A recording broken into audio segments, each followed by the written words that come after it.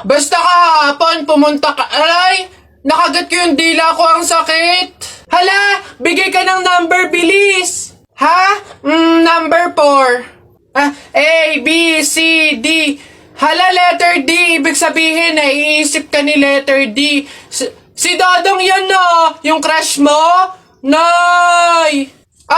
Hindi naman. Hindi ko na naman crush yun. Asim-asim ni Dodong, eh. Ikaw nga, tinan mo yung yung ilong mo nagpapawis. Ibig sabihin daw niyan, selosa eh.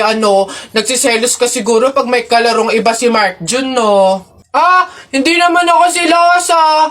Anong paki ko kung may kalaro ng iba si Mark Jun? Andyan pa naman si Tep Tep. Ano ba yung? Hay, kaya ano yung mga pinag-uusapan ninyo? Kababata pa'y kumikiringking na kayo, ha? Hindi pa nga ata marunong magbasa at magsulat eh, lumalantod na. Uy! Pabili po! Pabili! Ano ba yan? Natutulog ang ingay-ingay. Ano ba yan?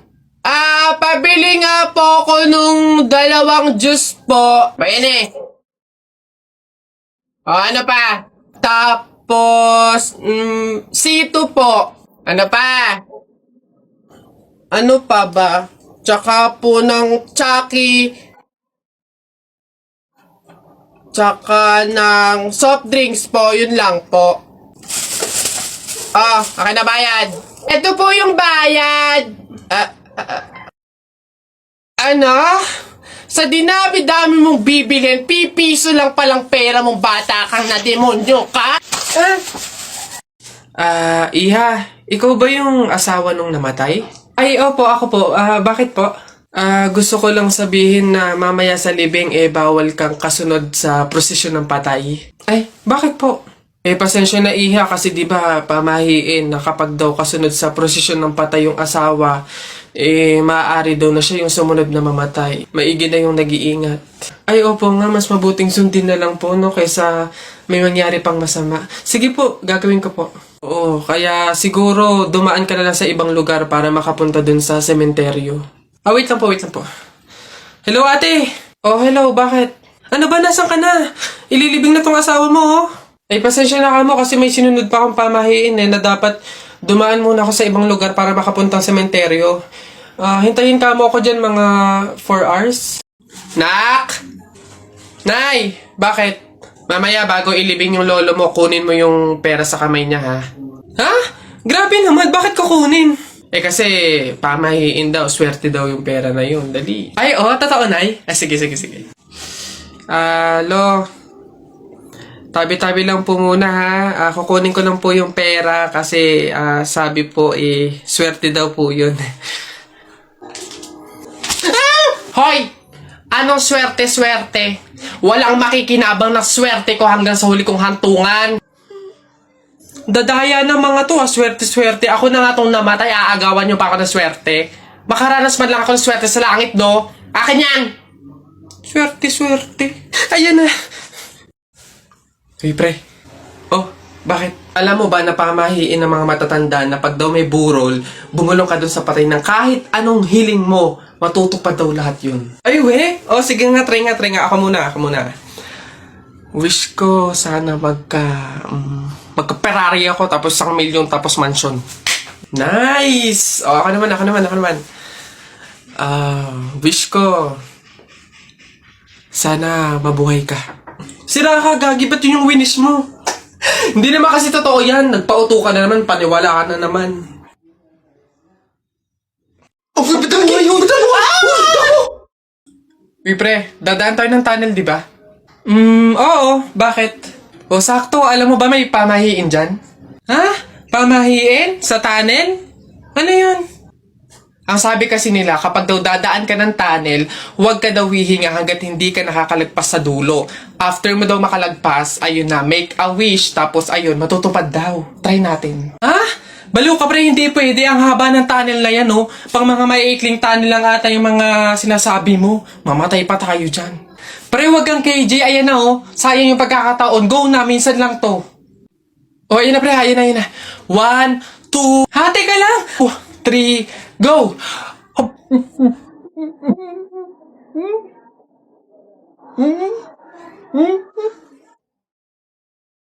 Pabili po, pabili. Oh, what's up, boy? Oh, yari, English ba naman? Ano ba yan? Yeah, what do you want? Gigil talaga ako nito eh. Do you have solution that mix evenly with organic compound substances and had undergone fermentation and instilled in a solid state of matter in a homogeneous mixture? Ano yon? Di mo pala alam eh. Eh, the Red Horse. Bonak. Ganon. Nintik na bata to. Ate, palimos po kahit konting barya lang po. Ewan ka nga pa. Ay! Kawawa naman tong bata na to. Diyos ko, nasan ba yung mga magulang mo't palaboy-laboy ka dito sa daan? Wait lang ah. Ay, eto. Oh, ay, wow! Sino po kayo? Anyways, baka ipambili mo ulit ng iba pang fake nails yan ah. Ipang re-reband ko naman po. Ayaw mo ipangkain na lang? Sige. Lo, ditong pulubi na to. Tara, buhatin na natin yung kabaong. Ay, teka. Kamag-anak kayo, di ba? Oh, hindi pwede. Pamahiin yon. Bawal magbuhat ng kabaong ang kamag-anak. Yung iba na lang. Kayo na lang magbuhat dito. Yan, kayo. Ay, kami po. Ay, hindi po. Kamag-anak po ako. Pamangkin po ako niyan. Ay, ako rin po hindi kasi ninang ko po yan eh. Kamag-anak din po ako kasi kapatid po yan ni Papa. Ganun ba? Kayo. Kamag-anak ba kayo? Kayo na lang magbuhat nito, sige. Ay, kamag-anak ko din po. Tita ko po kasi yan eh. Ako naman kapatid. Lalo na po ako po yung anak eh. Siya. Paano yan? Wala tayong magagawa. Kailangan sundin yung pamahiin talaga. Siguro, iwan nyo na lang yan dyan. May magbubuhat naman siguro kusa yan. Iwanan nyo na yan dyan. Ayaw nga po, dapat talaga sundin yung pamahiin. Baka kasi may mangyari pang masama. Sige po, iwan na lang Bye po po. natin. Tara na. Bye, Nay. Bye, tita. Ayan na, bilisan nyo! Matatalo na tayo! Ano ba yan? Bilis kasi! Hay, Balong! Ikaw naman puro laro lang dyan. Bumili ka ng sibuyas at bawang kina Ate Telay. Bilis! Nay, wait lang naman! Kanina pa kayo utos ng utos dyan eh! Talo na nga eh! Ano ba yan? Abahoy! Ako'y sinasagot-sagot mo na? Hirap na hirap akong palakahin kasi sabi ko sa'yo, pag sa susunod ako'y sinagot mo pa, talagang malilintikin ka sa aking bata ka! Nagawa mo na ba yung mga assignment mo, ha? Yung kwarto, nalinis mo na ba? Sabi ko sa'yo. Tsaka nga pala yung pinggan, ha? Niligpitan mo na ba? Sabi ko, hoy! Ako talagang bata kay ginigigil mo, ha? Ba't hindi ka umimik dyan? Sabi niyo po, huwag kayong sasagutin. Gulo niyo din, eh.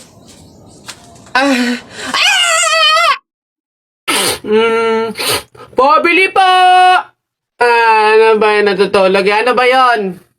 Soft drinks nga po. Tapos paki-plastic po. Ito po yung bayad. Soft drinks. Wait lang. Teka lang ha. Teka lang.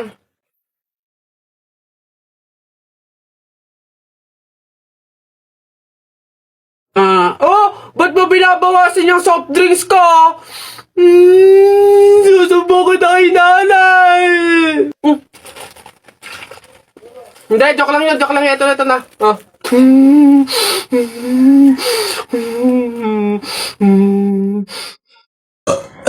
Excuse me po, magtatanong lang po, mawalang galang na. Wala po kasi kaming chicken oil dun sa table namin. Hihingi lang po sana ako.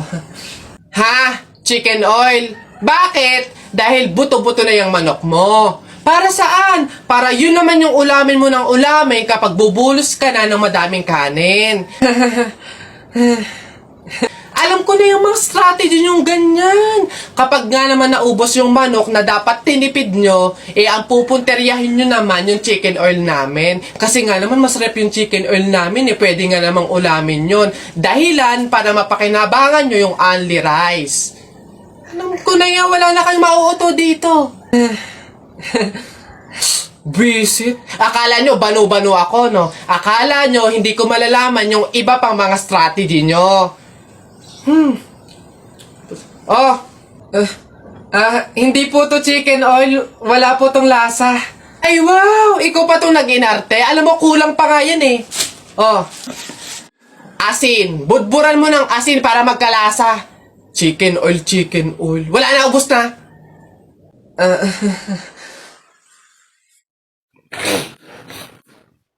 Inaano, bakit? Inaano, bakit na ba nayabang mo? Panapok, ano?